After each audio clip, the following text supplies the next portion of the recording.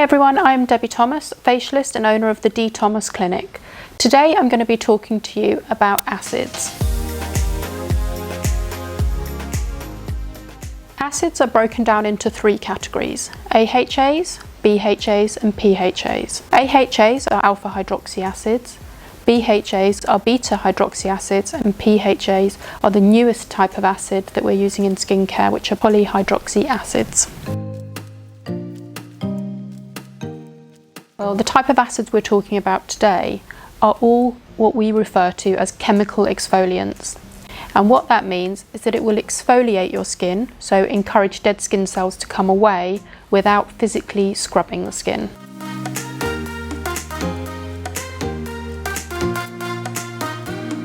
The main reason being that I feel like you have more control with a chemical exfoliant.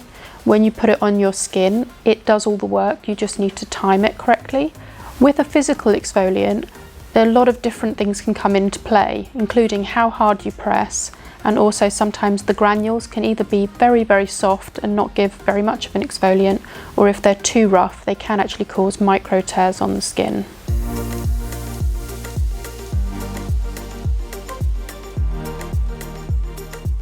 So starting with AHAs, and the most popular one that you've probably all heard about is glycolic acid. That was one of the original AHAs that started to be used in skincare. Each of them will exfoliate to a different level and are suitable for different skin types. And this is mainly based on their molecule size. The smaller the molecule, the deeper it will go into the skin. So if you're trying to improve the texture of the skin, you actually want to work more on the surface. The only BHA that we use in skincare is salicylic acid.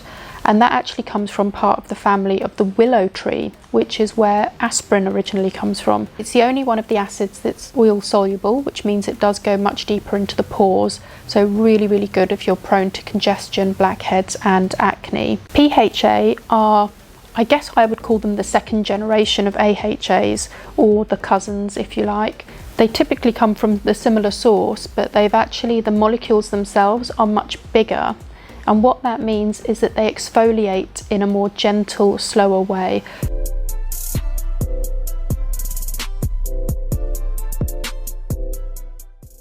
So let's start with lactic acid. It does naturally come from milk.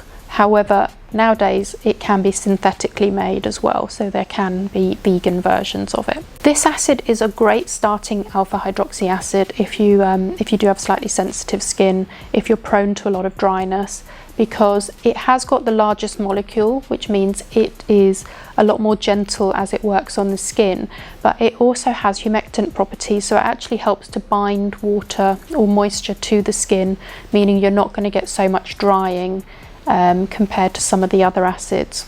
Next up is glycolic acid. Obviously this is the most long-standing of all the acids, being originally introduced into skincare in the early 90s. It has got the smallest molecule of the alpha hydroxy acids, which means that it will penetrate the deepest, and that also means that it's the most, I guess you could use the word aggressive, but it does depend on the percentage of the acid that's in each product. You can find home care products where there's only maybe 3 to 5% glycolic acid, going all the way up to 15%. Obviously, if you go for 15%, you're going to get quite a strong exfoliation and you're going to expect some dryness and perhaps even a little bit of redness. Glycolic acid, because of the way it penetrates into the skin, is really good for texture, so smoothing out very fine lines, wrinkles. It's often used for people that are suffering from mild discoloration, so if you have got some pigmentation marks on your skin, and it can also help to balance out the oil of the skin as well. I would probably avoid glycolic in very dark skin tones, just because sometimes if you do get a bit of irritation with it, that could stimulate post-inflammatory pigmentation. And I would also probably steer clear of glycolic if I had very sensitive skin that was very prone to going red easily. So Mandelic acid is the final one I'm going to talk about in the AHA section, and I really am quite a big fan of Mandelic. Again, slightly larger molecules, so it's not super aggressive, so most skin types can tolerate it. It's the closest to a beta hydroxy acid in terms of it's also slightly oil soluble, so it will actually penetrate into the pores themselves and break down blockages and help to balance out oil secretions. So I do find it particularly helpful for acne sufferers, but also really works well on darker skin tones and anyone that sort of suffers more from inflammation in the skin. So a lot of my rosacea clients will use it as well. Very, very similar to salicylic acid in terms of it's antibacterial, it's anti-inflammatory, it will penetrate into the pores, it's not too aggressive on the surface, and it is just slightly more hydrating than salicylic acid though. So if you're an acne prone skin that can't tolerate salicylic acid, try some Mandelic acid instead and see if that suits your skin a little bit more.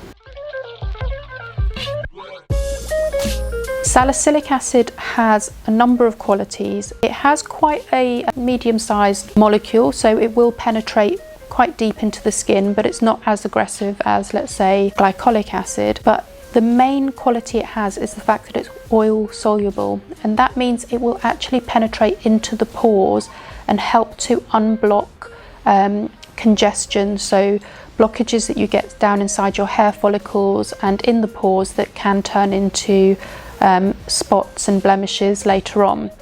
So it gives a really deep clean to the skin as well as exfoliating the surface like all of the other acids does.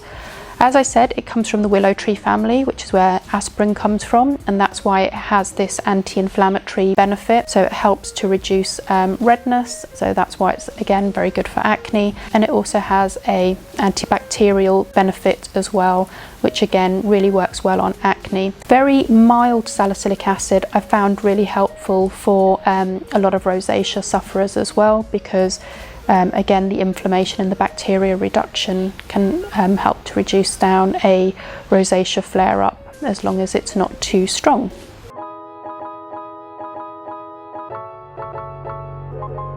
It is a derivative of glycolic, so it's in that same sort of family. The main benefit you get from it is it's more gentle than the original AHAs, so you still get very, very good results. You get very effective exfoliation, you get the good cellular turnover, which is what we're trying to do with all of our exfoliating products. But because it's more gentle, it doesn't dry out the skin. It does have more water binding qualities to it, so it's less likely to cause flaking and dryness. So if you're particularly wary of anything that can dry the skin at all, and it's often now combined in many anti-aging products because it's particularly suitable for more mature skin. The same with all the acids, because it's encouraging exfoliation, it's going to help with the texture of your skin, it's going to help with the colour of your skin, it can help to reduce some sun damage, the visible sun damage that you can see, so pigmentation over time, and it can also help to bind moisture to your skin, giving your skin a little bit more hydration and plumping.